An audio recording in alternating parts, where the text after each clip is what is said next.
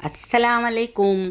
اب آپ مرتضیٰ علی صاحب سے گھوڑے کو دلدل میں یا دلجنا میں بدلنے کا انداز سنیے۔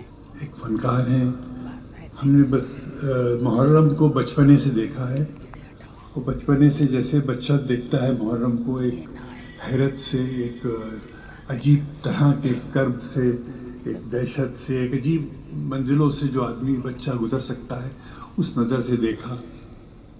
اور اس کو دیکھنے کا جو میرا انداز رہا ہے وہ مجھے گھوڑوں سے ہمیشہ لگاؤ رہا ہے۔ گاؤں میں گھر میں گھوڑے پلے رہی ہیں اور زلجنا بھی ہمیشہ ہوتا تھا، تو میں نے زلجنا کی آنکھوں سے کربلا کو دیکھنے کی کوشش کی ہے۔ ایک بے زبان جانور کیا سوچتا ہے، کیا محسوس کرتا ہے، کس طرح کا درد اس میں گزرتا ہے۔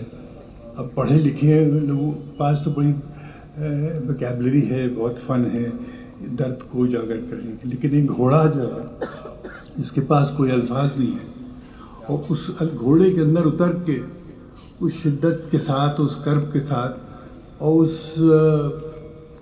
فلسفے کے ساتھ اس شہادت کو کیسے دیکھتا ہے۔ تو 4 تصویریں ہیں اور 4 پہر کی تصویریں ہیں۔ صبح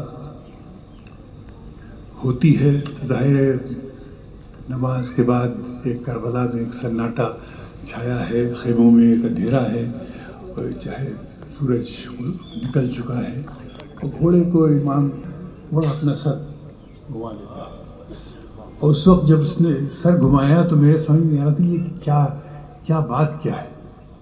تو اس وقت میرے ذہن میں پتہ نہیں کہاں سے یہ الفاظ آئے، آب و غذا سے پھیر کے منہ کہہ رہا تھا اسب، آب و غذا سے پھیر کے منہ کہہ رہا تھا اسب، اے کربلا میں شہ کی طرح امتحان میں۔ تو اس کو جو ایک طریقے سے ایک بشارت جو ہوئی کہ آج میرا امتحان ہے، اور پھر وہ کس طریقے سے تیار ہوتا ہے مطلب جنگ میں۔ مجھے ڈر نہیں اندھیروں کا جو میری پشت پہ ہے، روشنی خدا کی ہے۔ اب جس شدت سے گھوڑا یہ محسوس کر سکتا تھا، وہ اس گھوڑے میں کیا ادا ہے، کیا تیور ہے، کیا شان ہے۔ فیض کا ایک شعر، جس دھج سے کوئی مقتل میں گیا وہ شان سلامت رہتی ہے، یہ جان تو آنی جانی ہے، اس جان کی تو کوئی بات نہیں۔ تو یہ کربلائی شعر ہے، اور یہ کربلائی تیور جو ہے اس وقت ہم نے گھوڑے کے اندر محسوس کرنے کی کوشش کی۔ پھر کربلا کا واقعہ آتا ہے جب شدت سے لڑائی ہو رہی ہے، اور اس میں 2 اشعار ہیں۔